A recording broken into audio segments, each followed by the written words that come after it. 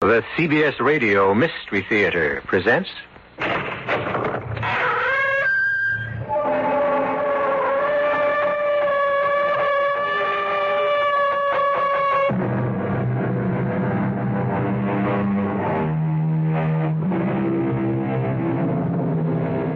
Come in.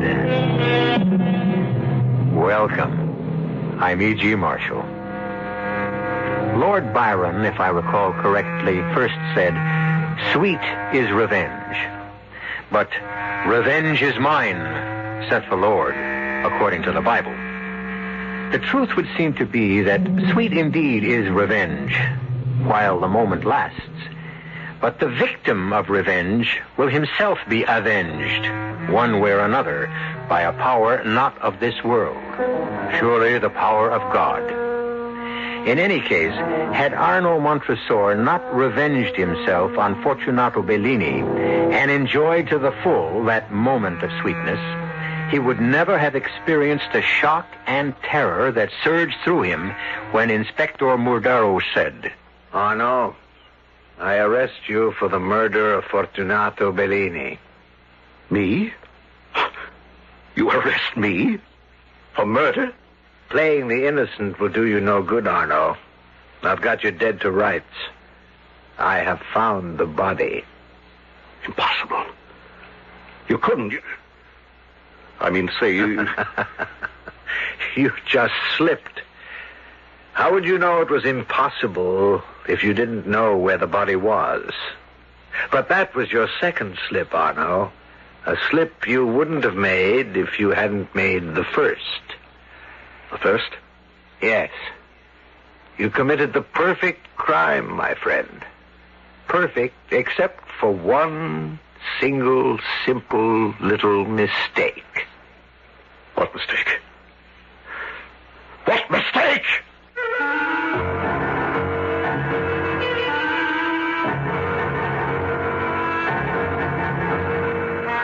Our mystery drama, The Cask of Amontillado, was especially adapted from the Edgar Allan Poe classic for the Mystery Theater by George Lothar and stars Richard Kiley.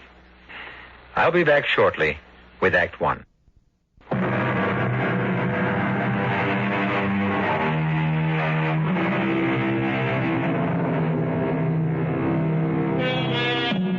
We were talking about revenge, I believe. Yes, revenge.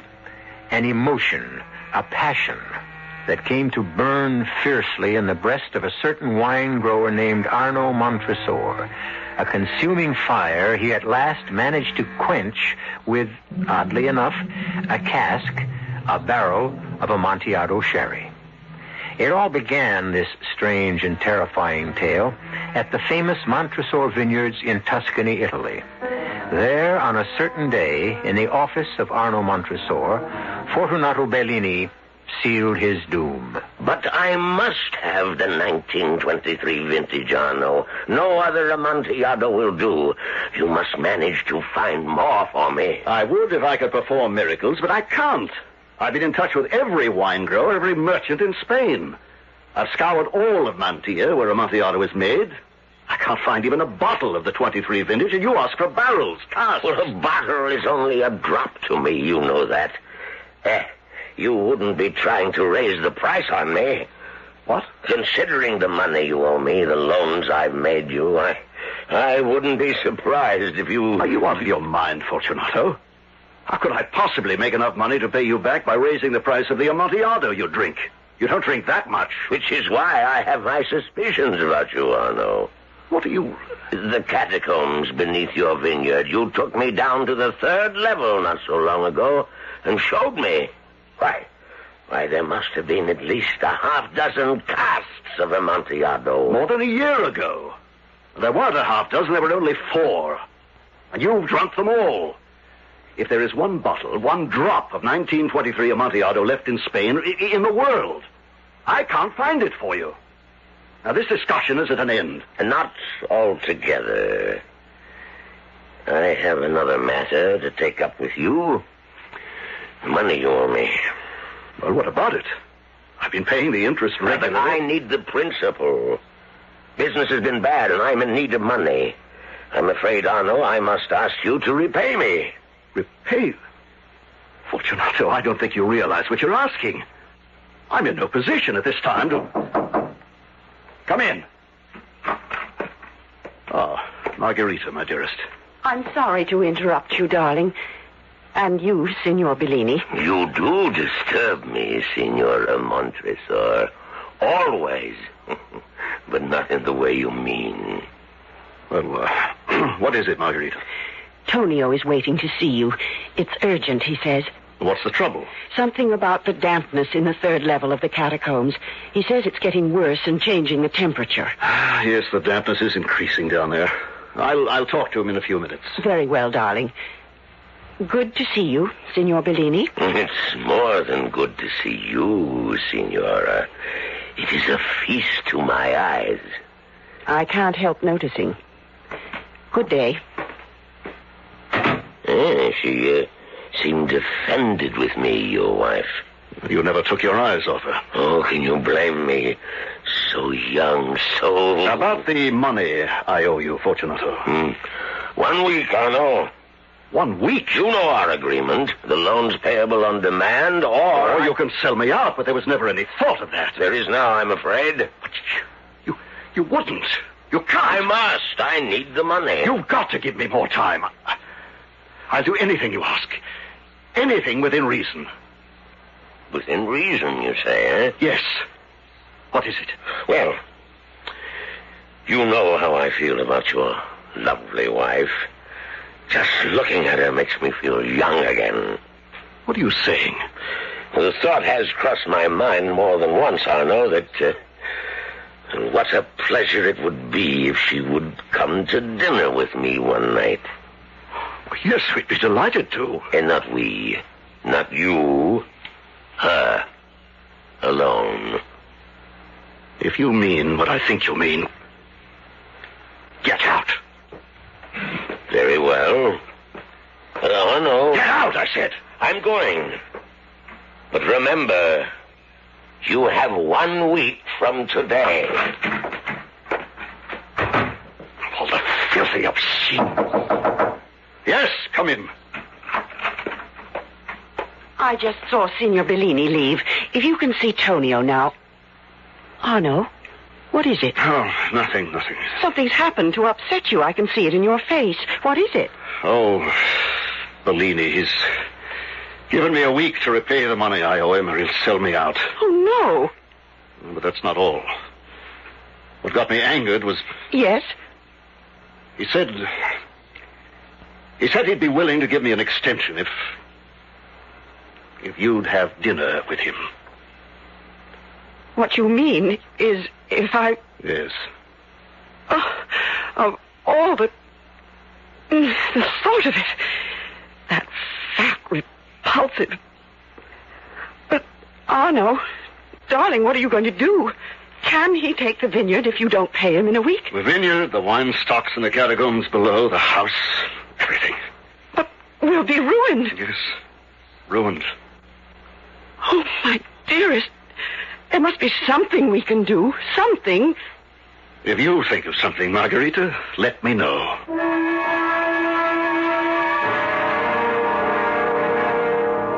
And when the maid said you were here to see me, I didn't believe it possible. What a pleasure, Signora Montresor. What a very real pleasure to discover I was wrong. Why would you think my paying you a visit, Signor Bellini, an impossibility? To be altogether honest with you, Signora Margarita, if I may say. Of course you may, Fortunato. I'd always thought you didn't exactly care too much for me. To be altogether honest with you, I don't. Then why are you here? If you force Arno to repay what he owes you in 1 week, he'll be ruined. Yes? You offered to give him an extension of time if I would have dinner with you. Yes? I've thought about it. Suppose I came to lunch, say. Arno and I don't see much of each other during the day, and I'm often out shopping, so there'd be no need to explain where I'd been. Wonderful. if you cancel Arno's debt altogether. Cancel it? Totally. Oh, my dear, you are as clever as you are desirable. But I'm afraid you take me for a fool. Why? Forgive the debt altogether and enjoy your company only once? When by giving extensions of time, I can enjoy it many times over. What do you take me for? An extension wouldn't help very much. But it would help when he needs help. It's either that, Margarita, or ruin for you as well as him. Lunch, then. Say tomorrow at 1. Tomorrow at 1.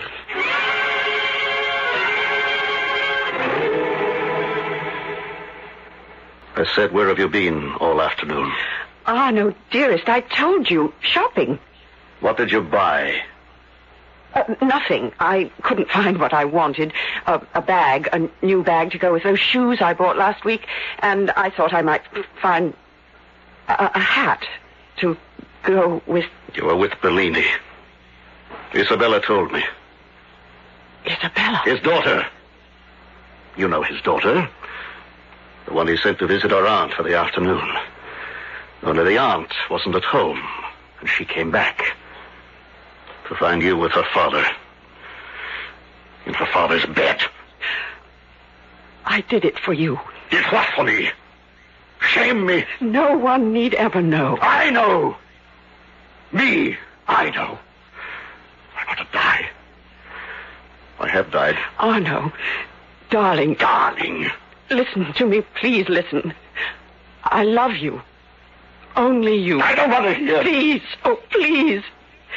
Since the day of our marriage, I have watched you work yourself to the bone to keep the Montresor vineyards going, to hold on to the heritage, your heritage of more than a century. I have so admired you for what you do, so loved you for the man, the husband you are. I couldn't bear to see you ruined, and so I helped you in the only way I knew, the only way I could. Bellini is going to extend the loans another... The devil with the loans! And Bellini and his extensions. You stand there and tell me you couldn't bear to see me ruined, and in the same breath admit you ruined me. No. Ruin me as a man. Ruin me as a respected member of the community. You think everyone will know about this? With Isabella and her tongue? I can hear them laughing behind my back. All of them laughing. Arno, I beg you don't talk this way. Isabella won't talk. No one will ever... I will! And I can never look at you again without knowing what you did. I could never hold you in my arms. Never sleep with you again without knowing. Adulterous! Arno! I could kill you for what you've done to me. Kill you! Your hand. My throat. Arno! Kill you!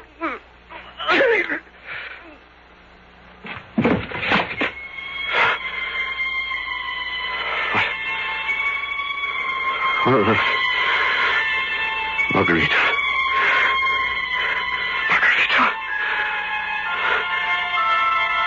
He's dead. Yes. And you should be for what you've done. Oh, how gentle, sweet, how beautiful and desirable. What am I to do? What am I to do? Yes, the body must be hidden. Hidden. But how? How can I... Yes. That's it. The catacombs.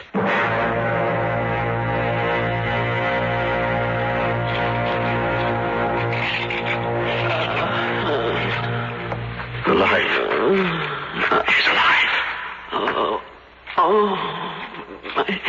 My throat. Just work fast. Fast. Arno, what? I can see only your head and shoulders. Where am I? Does it matter where you are? What are you doing? Walling you up. Walling me? You know the catacombs as well as I do. The outer walls have caved in places. There are openings that can be walled up. No one the wiser to what lies behind them. Oh, no. Arno, no. Another stone. 2 more. Only 2 more. I love you. I did what I did because I love you. And I love you.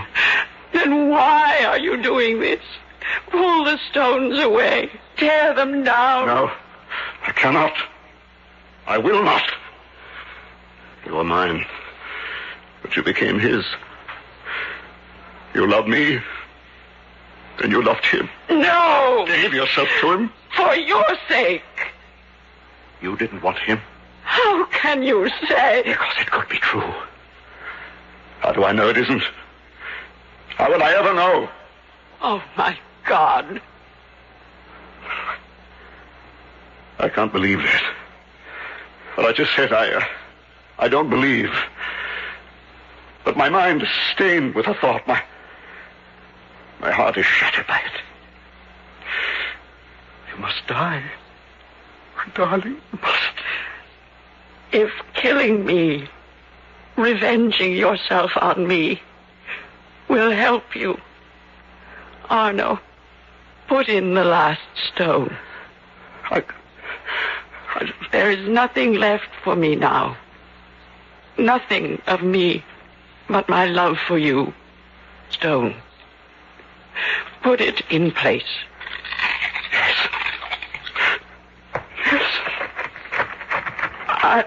I love you. I love you. I love you. I will always love you.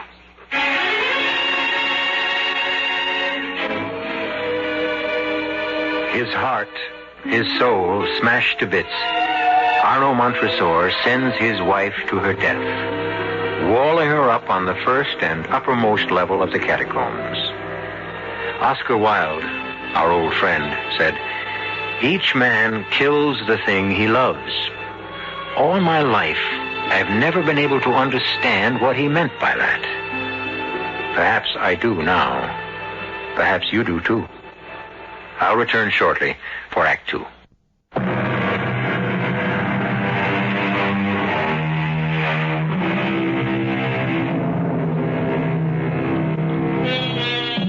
Murder will out, it has been said.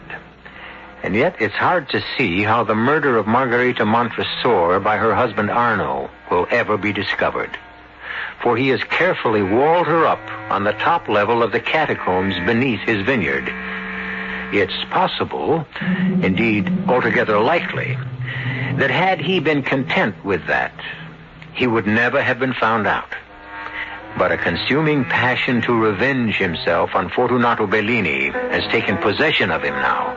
A passion that is to drive him into making one single, simple little mistake. Come in, Isabella. Come in. What an unexpected pleasure. Sit down. Have a glass of wine? This Lacrima Christi is particularly good. Thank you. Well, now, why have you come to see me? I'm not sure, but guilt, I suppose. Shame. What do you mean? The story's all over town that you and Margarita have split up, that she's left you. Is it true? Not entirely. I've let people believe that because I don't care what they think, but you, I can tell the truth. I threw her out. Yes, and you can tell me the truth because I'm responsible. I'm the one who came running to tell you about her being with my father. Is that why you feel guilty? Ashamed? If I had minded my own business, none of this would have happened. You and Margarita would still be happily together. A false happiness built on unfaithfulness. Perhaps, but I had no right to do what I did. It was just that I was so surprised, so shocked at finding her with my father together. I lost my head. I must apologize, beg forgiveness. I don't know where Margarita is, and I don't want to know. Have you told your father about finding him and Margarita together? No, I wouldn't dare. I think he would kill me, and you must never tell him either. Don't worry. I don't intend to. Oh, another glass? Thank you, no. I'll go now. Well, let me see you to the door. Carnival week begins tonight. I suppose you're looking forward to it. You know better than that, Signor Montresor. I know. Everyone knows that I never go to the carnival. Oh, why not? Come on now. You know. I can never find anyone to take me. That's why. There isn't a boy in town who'd want to be seen with anyone as plain and unattractive as me. Plain? Unattractive? Oh. Well, you shock me. I've always thought of you as, well, anything but unattractive. Oh, come on now. Oh, I mean it. Well, don't misunderstand me. I mean, well, I'm almost old enough to be your father, and I wouldn't want you to think... Well, what I'm saying is, if you'd be willing to go to the carnival tonight with me... You? Yes, well, why not? I'm alone, you're alone. We could at least be alone together. Yes, and you'd have the fun of going to the carnival at last. Oh, I don't know. I do. I'll call for you at 10. I won't take no for an answer. Oh, Signor Montres. And another thing. Call me Arno. See you at 10? Yes. I'll be looking forward to it. Oh, and so will I. So will I. Arno.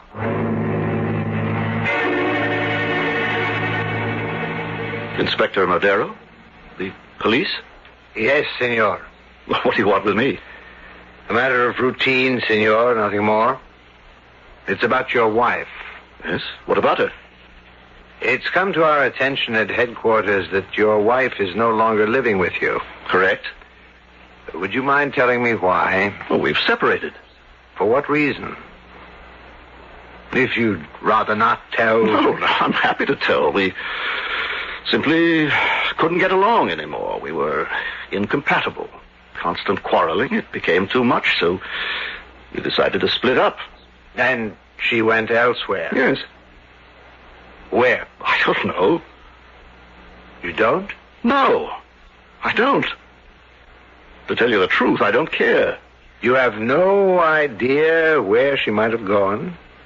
Back to her parents, perhaps? Relatives? Well, her parents are dead. As for relatives... Why are you asking all these questions?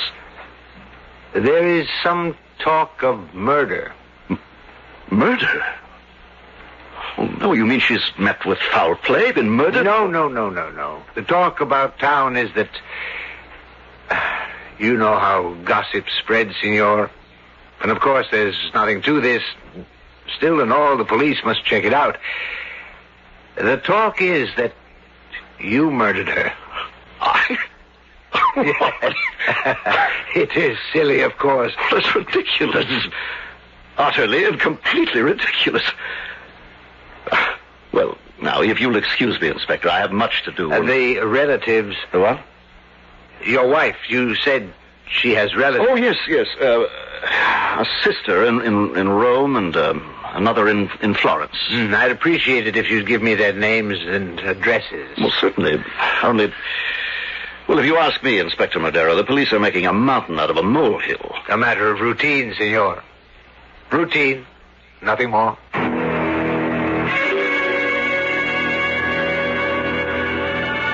Enjoying yourself, Isabella? Oh, Arno, I am. You have no idea. Thank you for bringing me. It's so wonderful.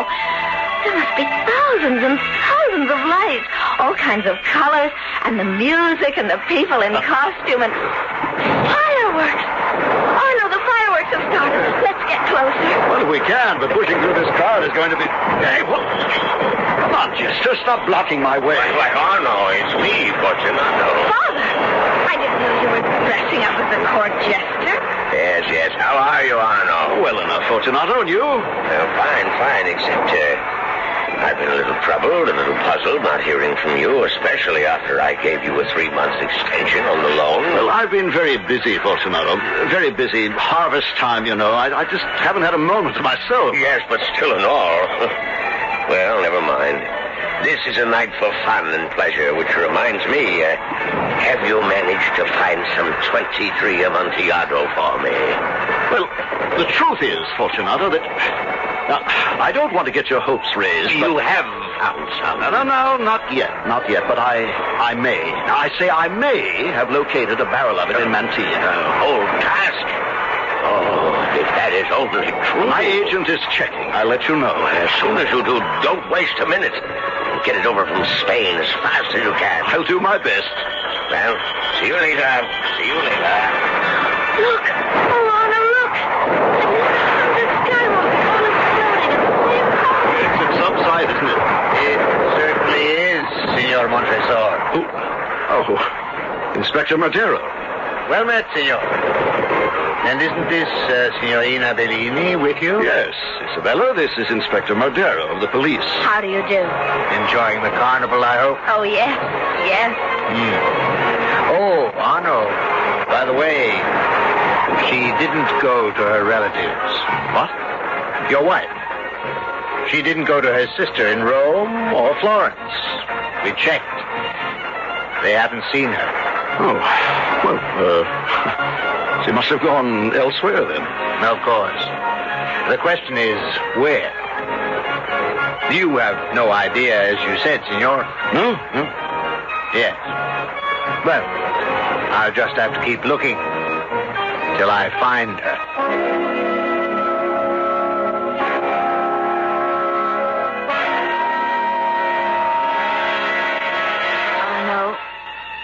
Arno, take me home now. I shouldn't have come to your house in the first place. Oh, just another glass of wine, Isabella. No. I can't seem to get up from the chair. What's happened to me? I've drugged you, that's what's happened. Drugged me? To make killing you, murdering you, easier. Murder? You stupid, ugly little fool. You really believed me when I said I found you not unattractive. That I'd be delighted to escort you to the carnival. What? Arno, what are you saying? I'm saying that I'm going to do the same with you that I did with Margarita. Wall you up in the catacombs below. You killed her? Then walled her up? Oh, no. Oh, she was alive when I did it. At least she was when I put the last stone in place. But she didn't last long after that, I'm sure. It couldn't have been more than an hour or so before she suffocated to death. Suffocate? I've got to get out of here. I can't move. No, you can't, so you might as well stop trying. You haven't a chance, Isabella. Not a chance. Why are you doing this to me? Revenge. Revenge for what your father did to me. Revenge for what Margarita did to me. Revenge for what you did to me. I? You are right, you see. If you hadn't come running to me, falling over yourself to tell me what you'd seen, I'd never have known Margarita. My beloved Margarita. I'd never have known she'd been unfaithful. But you had to tell me. You and your wagging, gossiping tongue. I didn't think. I'll pick you up in my arms. No. And carry you down to the catacombs.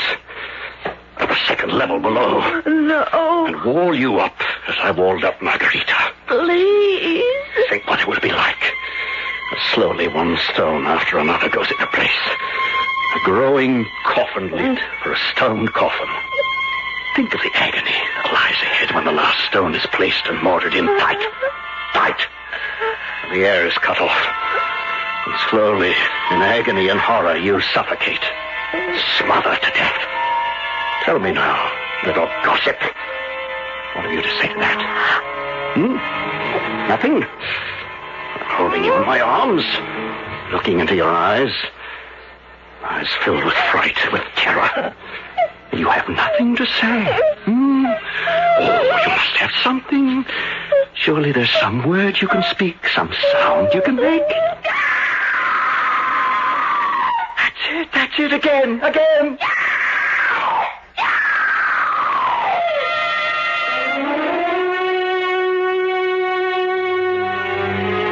Consumed by revenge, Arno Montresor bears the numbed body of Isabella away to the catacombs below, as the terror in her heart pours from her throat.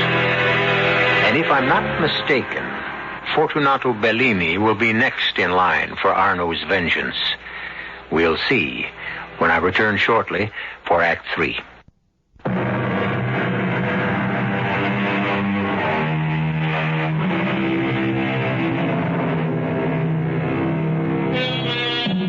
Our theme, as I have said, is revenge. But in the Cask of Amontillado, we are also dealing with the perfect crime.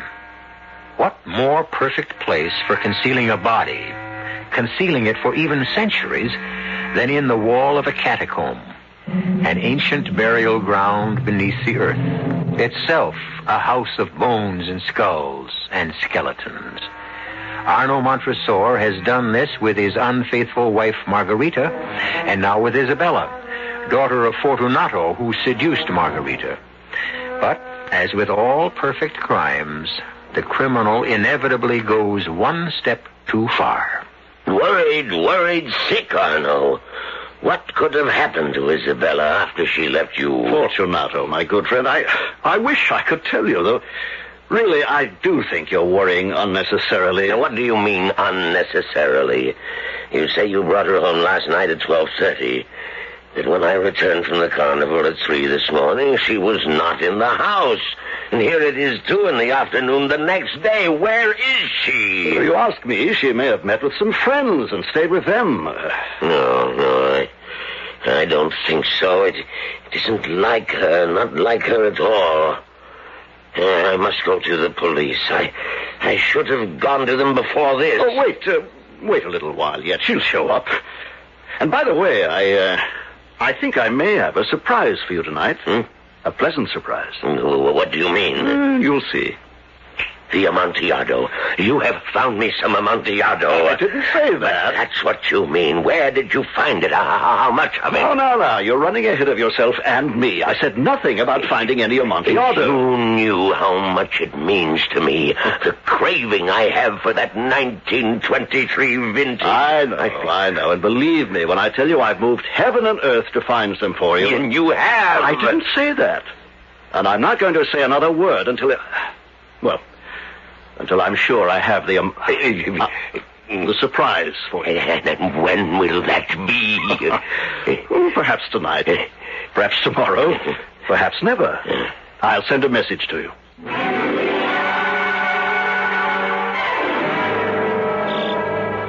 All right, keep moving. I want those grapes in before sundown. Senor Montresor, a word with you? Oh, Inspector, I'm very busy, as you can see. Only a few minutes, no more. Well, what? Signor Bellini, you know him, I think. Yes, we're very old friends. He has reported his daughter missing, Isabella. You took her to the carnival last night, is that right? Yes, that's right. Why? Why? I felt sorry for her. I've begun to learn what it's like to be lonely, and I've just felt sorry for her. A girl her age should have some fun out of life. Lord knows there's little enough. True. About your wife, would you have any news for me? News? Have you heard from her? A letter, a message of some kind? No.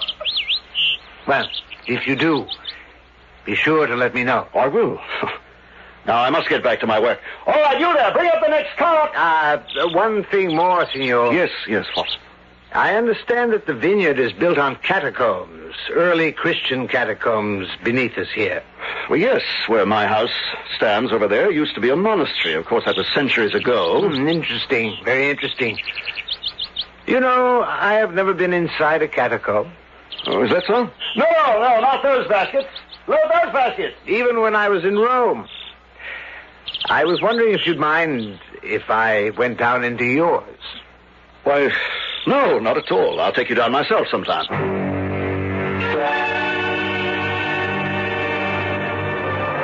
Excuse me, senor. Excuse me. I'm wondering if you might have seen a girl. She's 18. Her name is Isabella Bellini, and excuse me, signorina. Excuse me.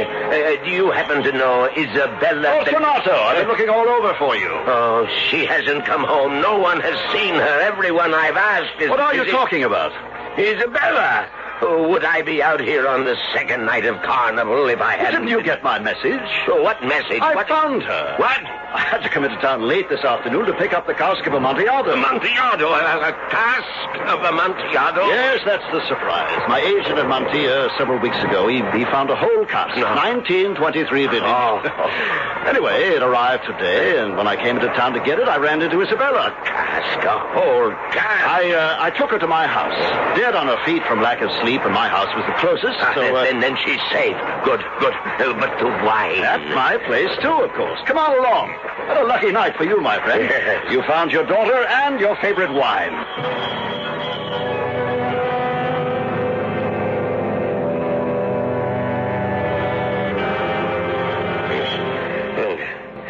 Good Lord, Arnold.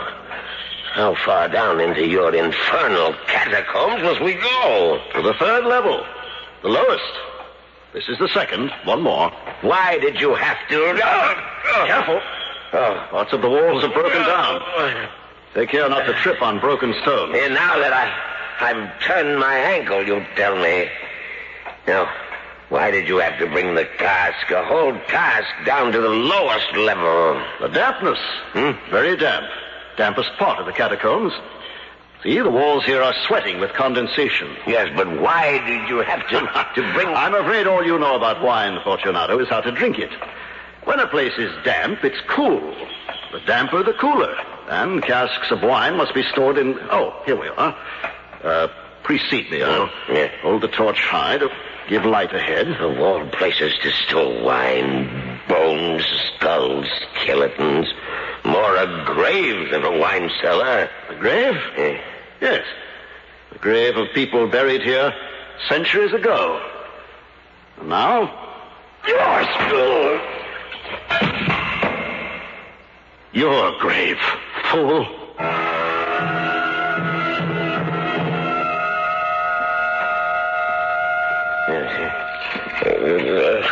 So, you're coming to your senses, Fortunato. Good. Because I want you to feel. I want you to savor every moment of horror that lies before you. My head. Oh, no. What's happened? I knocked you out. Picked up a rock and knocked you out with it. But why? What's this, my arms? My legs, I can't move them. Because you're manacled to bolts in the wall. Oh, what are you doing to me? Walling you up, my friend, as I walled up Margarita, walled up Isabella, so you can die in agony of horror, die of suffocation as they did. Oh, no, let me go. Release me, I beg you. You can beg till your tongue rots in your mouth. It'll do you no good. Anything. I'll do anything you wish. I'll give you anything you wish. You're doing that already, giving me exactly what I wish. Revenge, Fortunato. Revenge. That's it, fool. Fight to free yourself while I put another stone in place.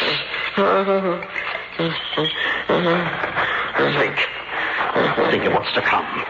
When the last stone, this one, goes in place. Darkness, blackness, the blackness of the grave. The grave made of walls covered with wet slime. A grave for the living. For you. You die slowly. Slowly die of suffocation. The last stone. See, fool? See? Watch now as I put it in place. Watch. Eyes can't tear themselves from it, eh? Let me look into them, your eyes, and enjoy, relish, taste the hideous fear, the ghastly horror of your soul. Into place it goes. Into place. Last stone. Now.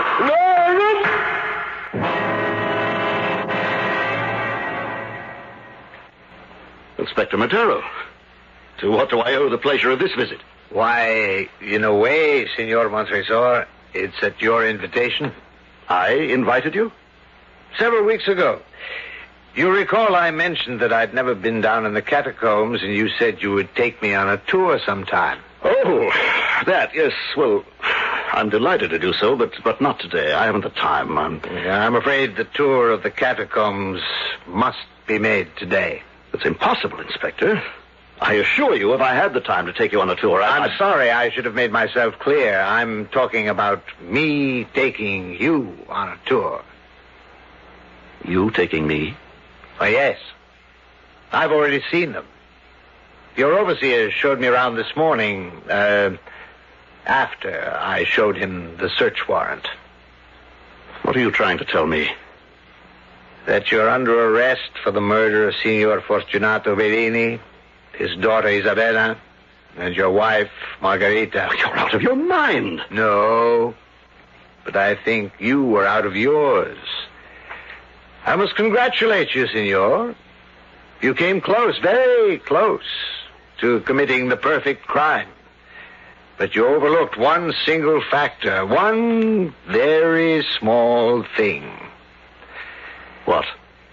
We'll go down, and I'll show you.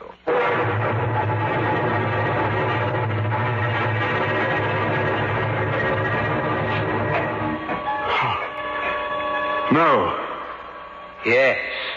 Fortunato's body. Exposed to view. The wall torn down. How did you find him? We didn't. But who broke the wall down then? No one. It collapsed of its own weight. You see, Senor, the one mistake you made, the one thing you forgot, was the dampness on this third level. The excessive moisture. The wetness. The cement. The cement wouldn't dry. It didn't dry.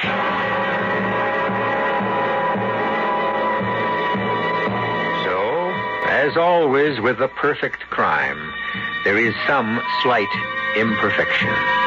Indeed, so very slight as not to be noticed by the murderer, to his deep regret.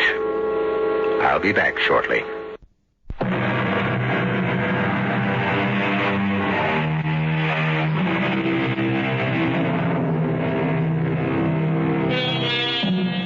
During the rehearsal of our adaptation of the Cask of Amontillado, a friend of mine visiting the studio said, "You know, E.G., this isn't the Poe story exactly as he wrote it."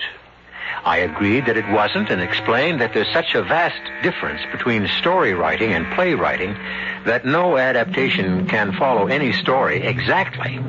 However, I also explained that our respect and admiration for Edgar Allan Poe impelled us to retain all of the original story where possible, and, above all, its chilling horror. We have reason to think Mr. Poe is pleased, and that you are too. Our cast included Richard Kiley, Francis Sternhagen, Roberta Maxwell, Leon Janney, and Robert Dryden. The entire production was under the direction of Hyman Brown. This is E.G. Marshall inviting you to return to our Mystery Theater for another adventure in the macabre. Until next time, pleasant dreams.